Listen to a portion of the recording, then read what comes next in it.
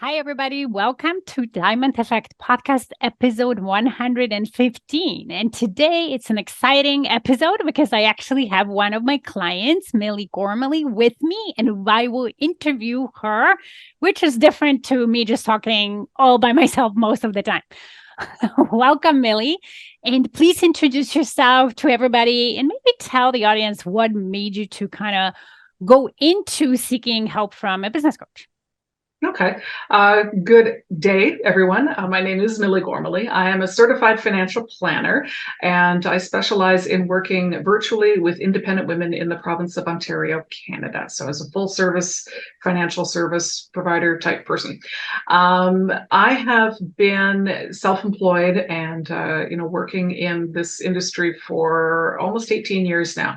And I've had various coaches along the way. I mean, I think the idea of having someone who can sort of take an outside look at what you're doing in your business and sort of call you on your BS when you're telling yourself BS is a very good thing, and having that outside influence is always I've always found it really valuable.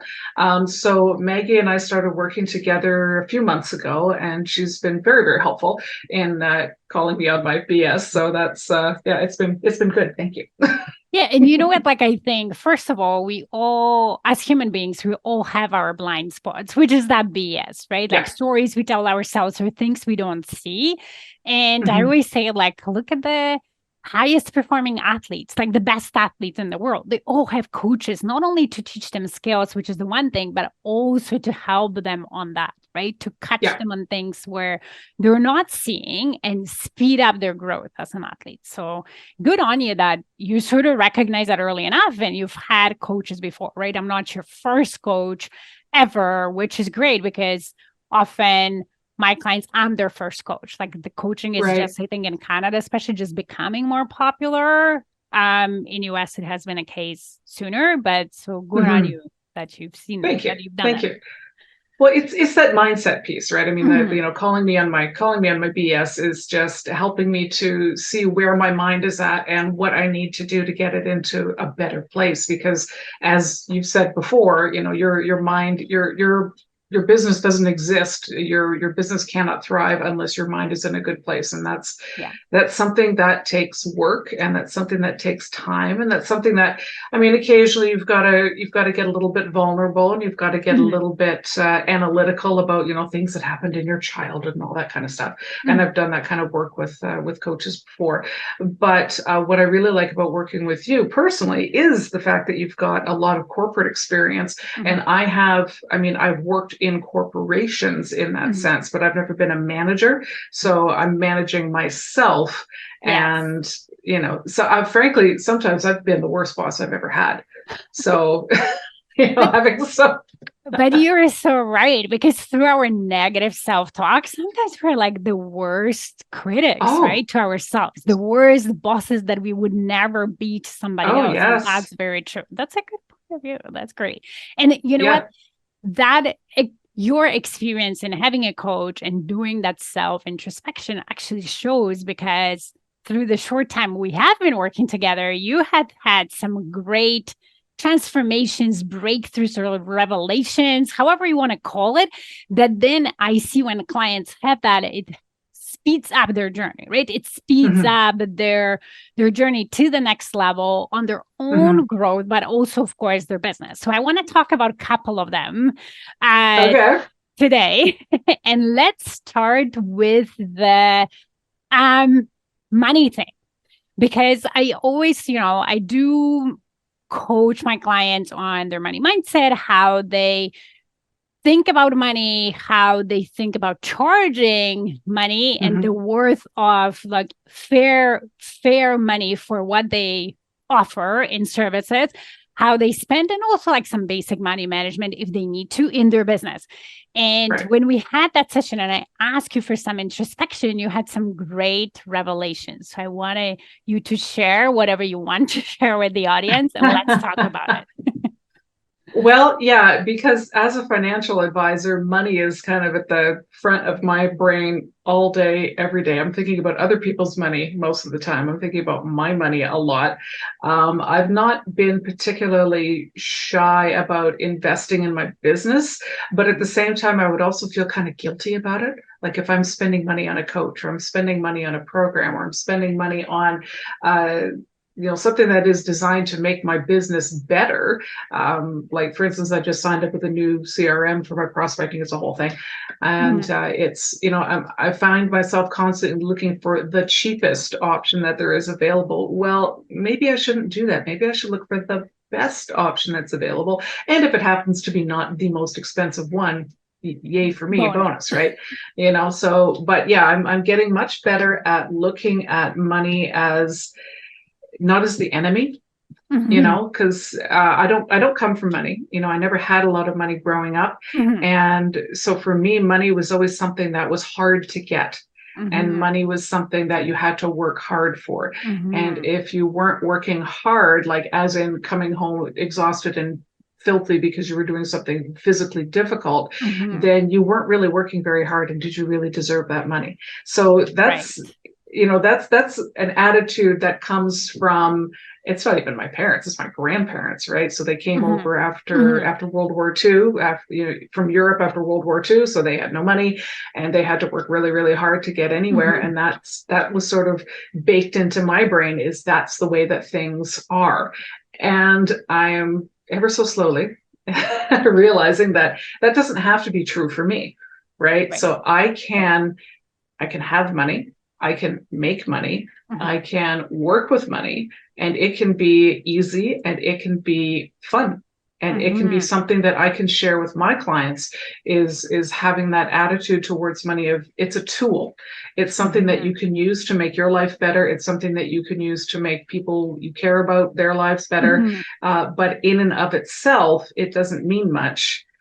It's what you use it for and how you use it that counts. Yeah. And how you think about it, right? What meaning Yeah. you give it to you, because that's, I also didn't come from like money, my family back in whatever, Poland communist regime. I come from, my parents divorced. So with my mom, like we had enough not to go hungry or have roof under our heads. But other than Yeah. that, like not much.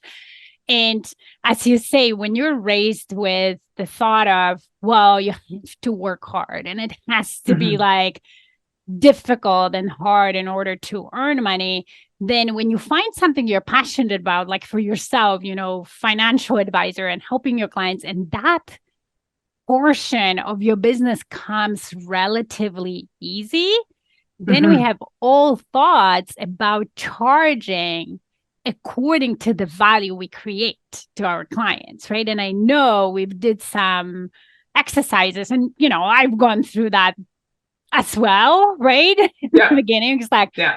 oh, you know, we respect our clients' money. So we know maybe they've had it hard as well to create that and so on. It's like, oh, can Mm-hmm. I charge what I think my services are worth? Right. Because all the thoughts we have is like, it's too much. It's not, there's other people that offer cheaper services. And why would people work with me and all those things? So I want to get your take on that. Yeah, yeah, that's something I've struggled with a lot over the years, because the firm that I work under, I don't set the prices, right? Mhm. So if a Mhm. client works with me, it's a straight fee to do the advice, and then the Mhm. investments themselves, have any errors, blah blah blah. It gets very complicated very quickly. But I do not work for the cheapest firm in town. Mhm. Mhm. My services are high end, in the sense Mhm. that you're going to get a high level of service from me. You're going to get great products. You're going to get a sophisticated software solution, et cetera, so on and so forth. You're going to get a premium product, and it's not the cheapest on the face of the earth. And so I did struggle with that quite a lot, Mhm. especially when I was new in my career and I didn't really know what I was talking about. I mean, after you've been in the business as long as I have, you should probably start feeling better about your own level of skill. Uh, but yeah, no, that's something that, and it becomes down to your own sort of self-worth as well. Really, can I justify asking these clients to pay these fees to work with me. And yeah, I can. Because I'm going to work my butt off for you. I'm going to do my best to make sure that everything in your financial life is set up so that you can be calm and comfortable and confident about your own financial future. And that's worth something, you know. The products that I use, again, some of them are more expensive than others. And in a lot of cases, there's a fair amount of you get what you pay for when it comes to these things. So yeah, I'm much more confident in that than I might have been, 10 or 15 years ago. Yeah. And I think like for us women, we have like additional work to do on this sense in terms of like, really, we tend to underestimate the value we offer and the skill level that we have and so on. So I feel like we have a little bit more work than maybe our male counterparts to do. But as you say, like when you think about that on the client's end, it's also our ability just to explain the value that the client gets, right? Because yes, our brain tends to just go to the price, and that's normal human thing. Like, just like you said, like, oh, I changed the CRM. I used to go to the cheapest one, and then I figured out, like, oh, it has no functionality that I need. So or half of it is not useful, right? And then I had to spend so much time pulling the data out of it, which wasted more time and money. And it was just, oh my God. Exactly, I've done that right? so many times it's really over the years. Everywhere we get what we pay for.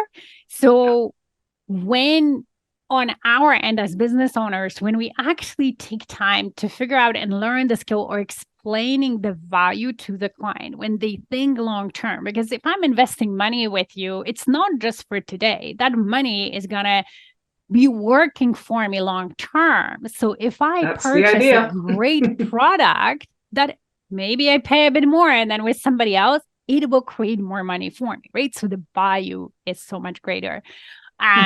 So, and that brings me to the second transformation, the second breakthrough that I want to talk about.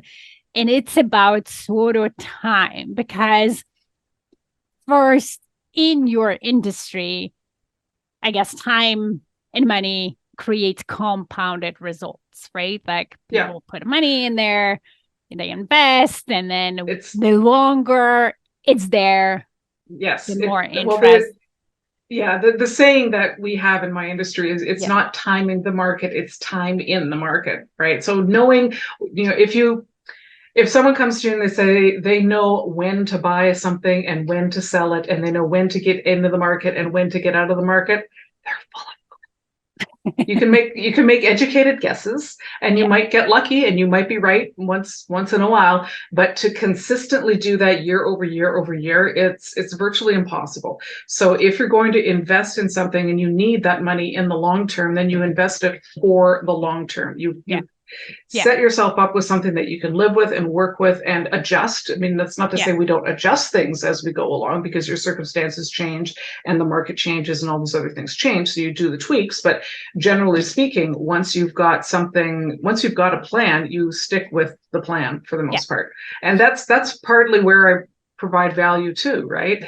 Because it's very easy for people to get knocked off track and knocked off their equilibrium by what they see in the news or what they hear from other people or what's going on in their own lives. And they can kind of get all panicky and say, well, I have to do something. And oftentimes with investments, the right thing to do is nothing. And I'm there to remind people of that. So it's kind of, so sometimes my job is to convince people not to do anything.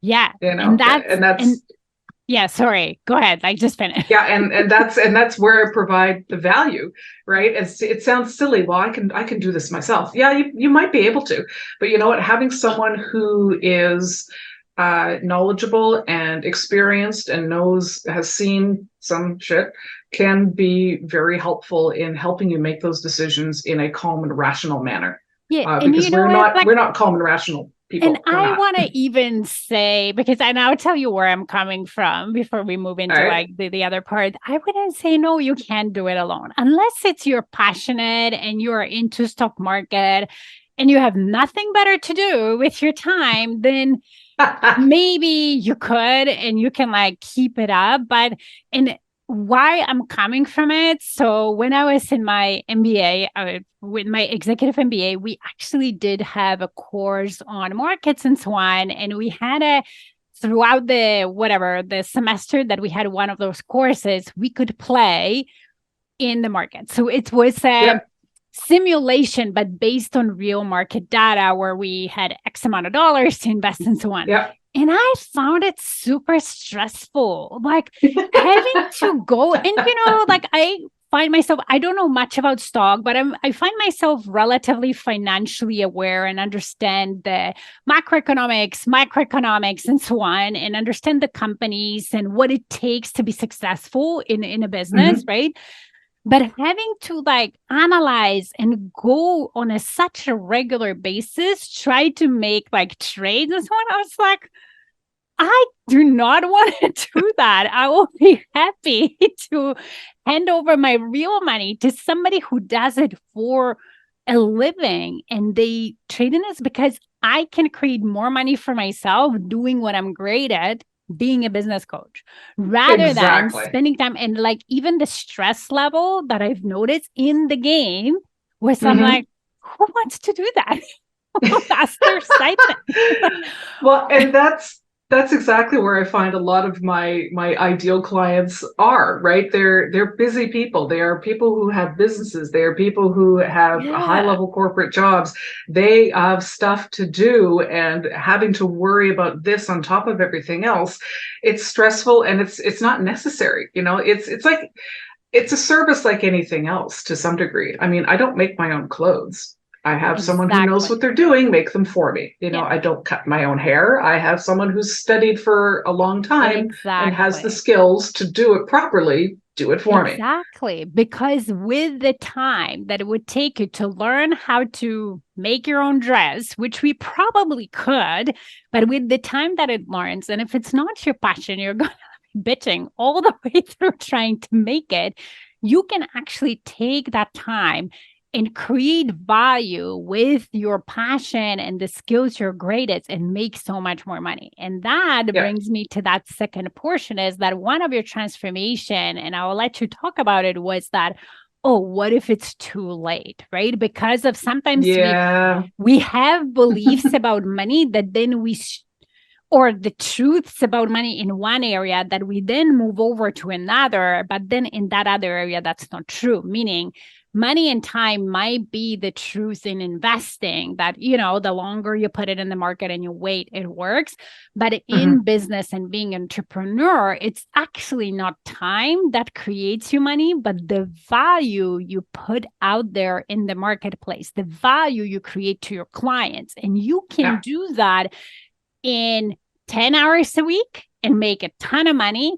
And you can be working hundreds of hours a week and not create the same amount of value and make very little money or no money. So therefore, in growing your business and entrepreneurship, that belief, time equals money, it's not true. It's value equals money. But I wanted you to now share how you came, like what you had that belief, and then I kind of talk about it a little bit more, because I think a lot of people have that. And even when I started my business, I had that thought, like, what if it's too late for me?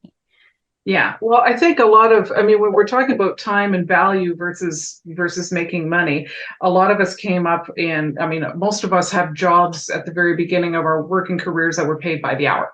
Right. Starting off, that's so X amount of hours equals X amount of dollars. The math is very simple. And working your butt off doesn't necessarily lead to more dollars unless you get a promotion or something like that. Right.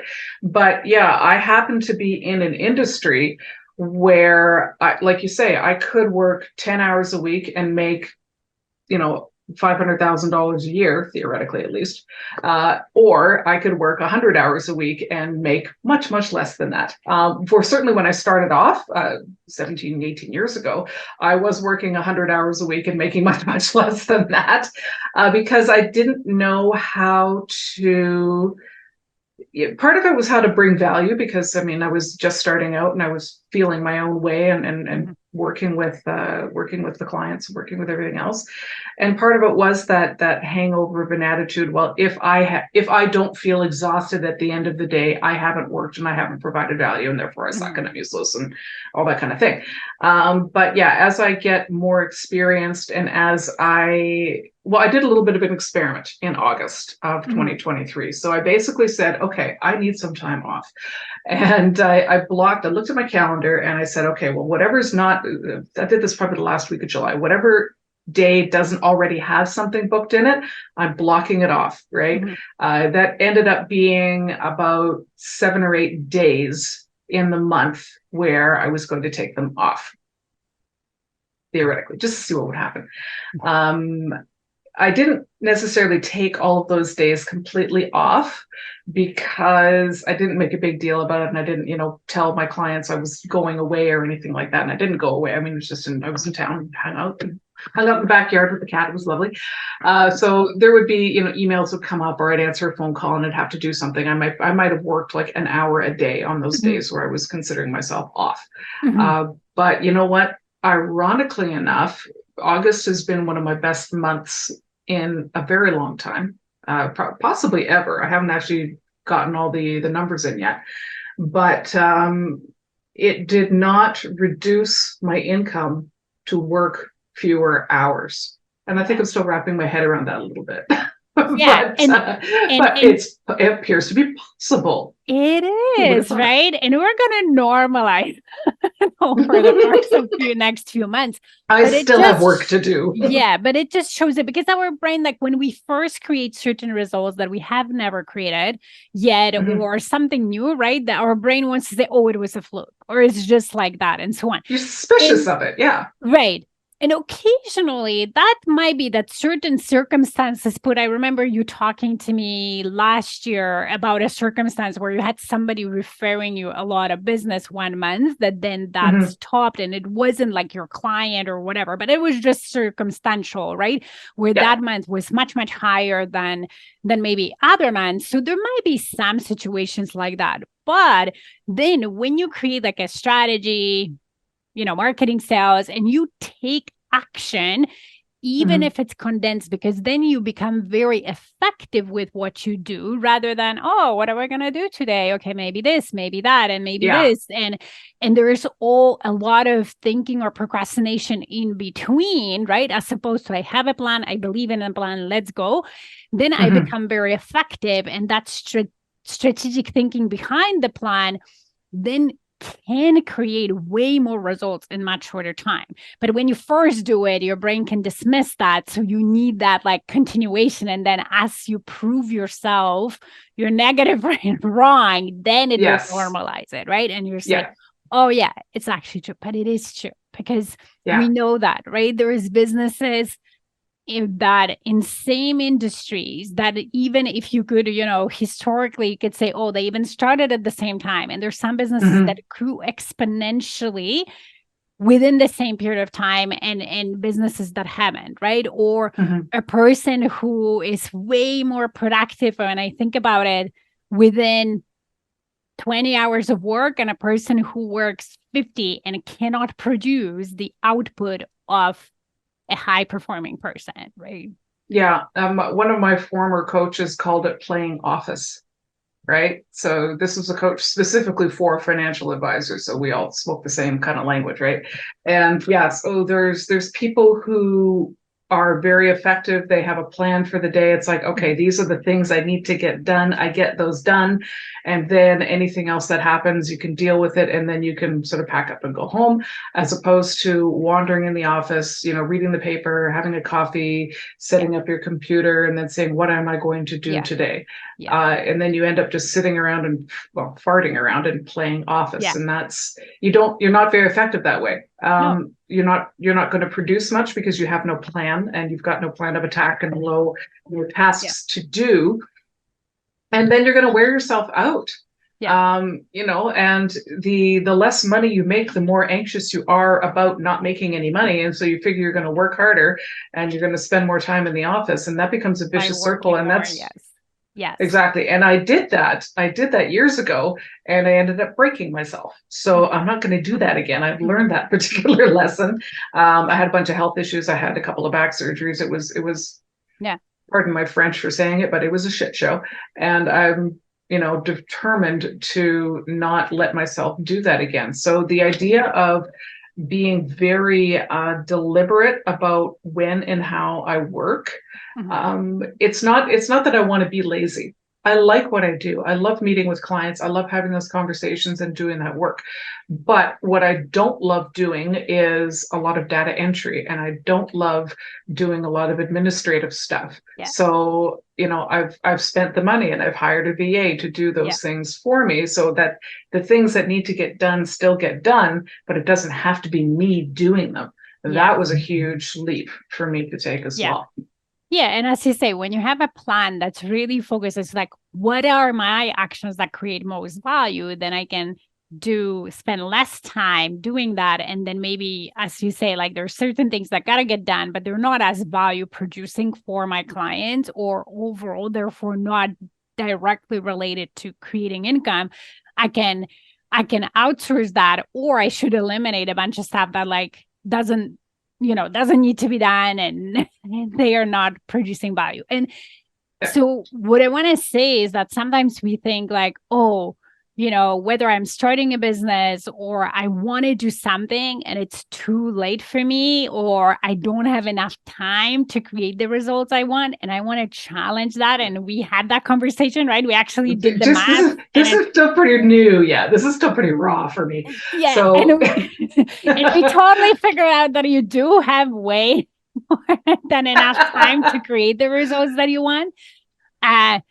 So I want to say that because I had that too. When I came up with an idea for my business, I was like about 40 or right before that. And I was like, well, maybe that's not enough time, right? To create a successful business and have the income that will support my family and make a difference and so on. But I didn't listen to it. I'm like, I don't care. I'll figure it out. But then it turns out that because again, your income is directly proportional to the value you create, right? So the problems you solve for your clients or the goals you help them achieve when you're an entrepreneur, as opposed to the amount of time you spend taking actions to get there, right? Because there's action and there's action. Yeah. Well, if anything, I am better positioned to provide the kind of value that doesn't need to be done over 100 hours now that I'm 53 instead of, when I was 33. Yeah. So but that was my thing. I'm too old. I'm too old to be successful. I might as well just, go get a corporate job and crawl in a hole and die. And it's just. Yeah, like just wait. Yeah, I got to stay off Instagram. That's what it is. There's too many young people out there.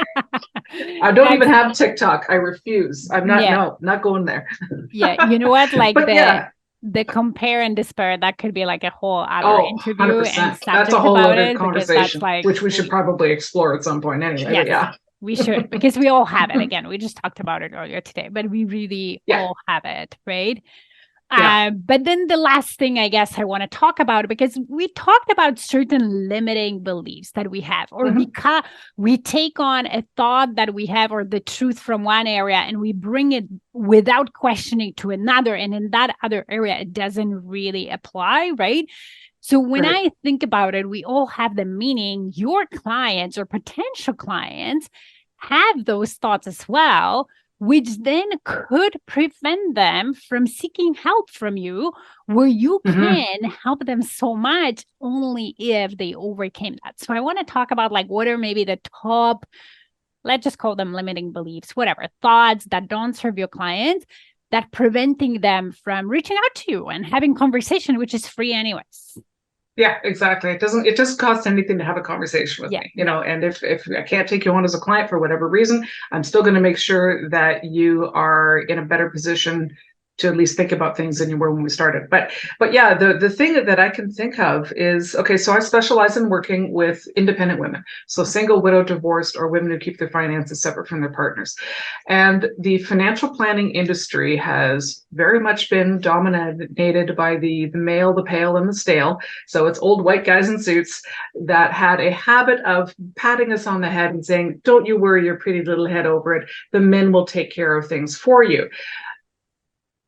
Don't even get me started. I could rant on that for that. That's a whole thing. But that's sort of been the perception of the industry. So a lot of women come to think of, hiring a financial planner, and they're intimidated by that idea. I've got to talk to some guy who's going to look down on me and tell me I'm stupid, or I feel stupid because I don't understand what they're talking about when they're talking about, the VIX, and they're talking about risk tolerance, and they're talking about all these acronyms that, people don't use in normal life. I could have a conversation with another financial planner and barely use words. Okay. Because we're constantly speaking in acronyms and abbreviations and that kind of thing. But in the real world, people don't talk like that. And some advisors have a hard time remembering that. Yeah. So clients can be very intimidated at the idea of talking to somebody because they're not sure that they're going to be listened to. They don't want to be patronized. And they don't want to be made to feel like they're ignorant, because again, people are smart. And if you are in a position where you need to be hiring a financial advisor, you've probably made some money, and you've got some resources, and you've done some things, and you've proven yourself in your chosen area of business. And this is just one thing that's not your thing, but it happens to be my thing. So I can help you with that thing. And I think it's just getting over the idea of, I don't know what I'm talking about. Well, that's what your financial advisor is supposed to be there for, because we do know what we're talking about, and we will explain, and I will explain it to you however many times and however many different ways until you're comfortable that you know what's going on. Yeah. And I think another thing that it's kind of similar to coaching, right? That really, because when we think like money and finances, that's one of the very personal areas of all our lives, right? So it requires certain vulnerability and opening up yourself in front of somebody you don't know.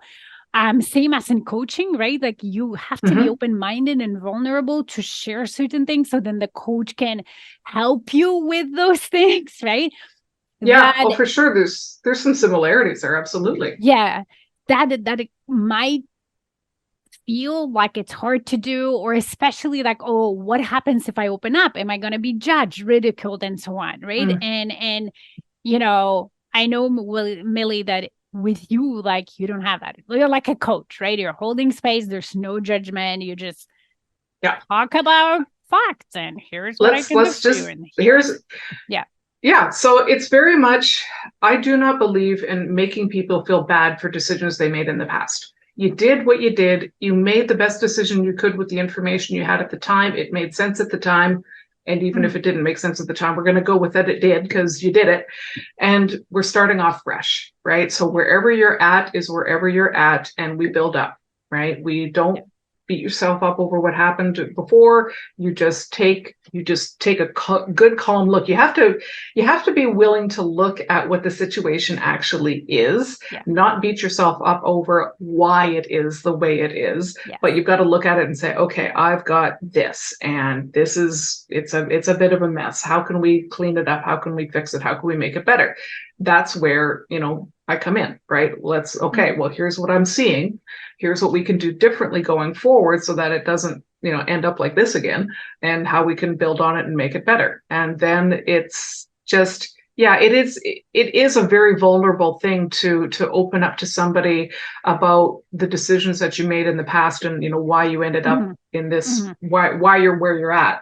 But at the same time, if you can find someone to work with that you got to be relaxed. We're just having a conversation. We're just going to talk about stuff, and look, just tell me what's going on. Tell me where you're at, and we'll get you where you need to be, where you want to be.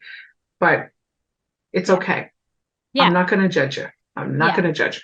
Yeah. And I want to say that usually the plan to get where we want to be, it's much more doable and easier than our brain lets us believe, which is the same to what I Which is the just same talked for about coaching. last week Yeah. about your coaching.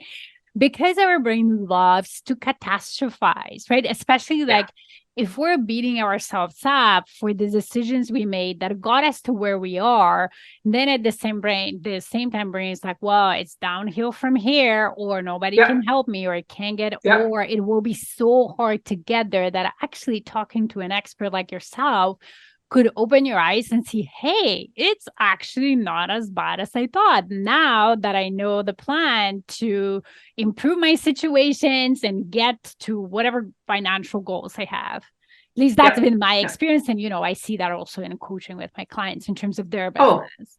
100%. I mean, so just having, and that's where having someone else in the mix is so helpful, is having someone to say like, okay, well, I see your situation. I see the lines of credit. I see the credit cards. I see you've got some savings here. I see you've got this investment that hasn't done anything in 10 years because, you haven't heard from your advisor and whatever the thing is. I will be able to look at that and say, okay, I think we could do this. And then what about that? And what about that? And it doesn't take nearly as much time as you might think, because this is what I do. I know what I'm doing. I know what I'm talking about. And so when I'm telling you, okay, we can do this, and in 5 years you're going to end up here as opposed to here, then I love that moment when it clicks, when someone realizes that I can do this, I can make this better, I don't have to deal with it all by myself. I can have someone take care of this for me. I can have the insurance figured out, because that's complicated as heck. And that moment where they sit there and say, okay, let's do this. It's exciting. I love being able to do that, because it's putting people on a path to a better life. And I don't know what's better than being able to do that in business. Okay, so just to finish, is there anything that you would like to say, Millie, that maybe we haven't covered, or add something that I missed to ask you? Well, I think what I would like people to know is that a financial advisor, such as myself, is a person who wants to help you. And if it's a matter of you're just not sure about things, or you just need to have things explained to you, or you just need to help figuring out this money stuff because it's not your thing, don't hesitate to reach out. And it doesn't cost anything to talk to, well, it doesn't cost anything to talk to me anyway. And it can be really, really helpful just to get that second set of eyes on your situation, to see what can be done to make it better. And it's not necessarily about charts and graphs and really complicated things. It's about having an actual plan for your life, just like you do for your business. Awesome. Awesome. Okay. So before we say bye, where people can find you? Well, I'm fairly Googleable. So if you Google Millie Gormely, you're probably going to find me, especially if you Google Millie Gormely Financial Advisor. I'm pretty sure I'm the only one out there. But otherwise, you can get me on email at Millie, MILLIE .GORMELY @IG.ca. And then I'm on LinkedIn and Facebook and all the other usual places. So I have a weekly e-news that comes out that goes to a select group of people who are interested in the type of things I discuss. And if that's something you'd be interested in, please reach out, and I'd love to have a chat. Yeah, and I highly recommend. The e-news are great and articles are great. I definitely look forward every week to have them, and we'll share all that information in the show notes in the podcast, or wherever we share that podcast, we'll share the information. All right. So thank you very much, Millie, for coming and allowing me to interview you. And thank you, everybody, for listening. Thanks so much for having me. Thanks.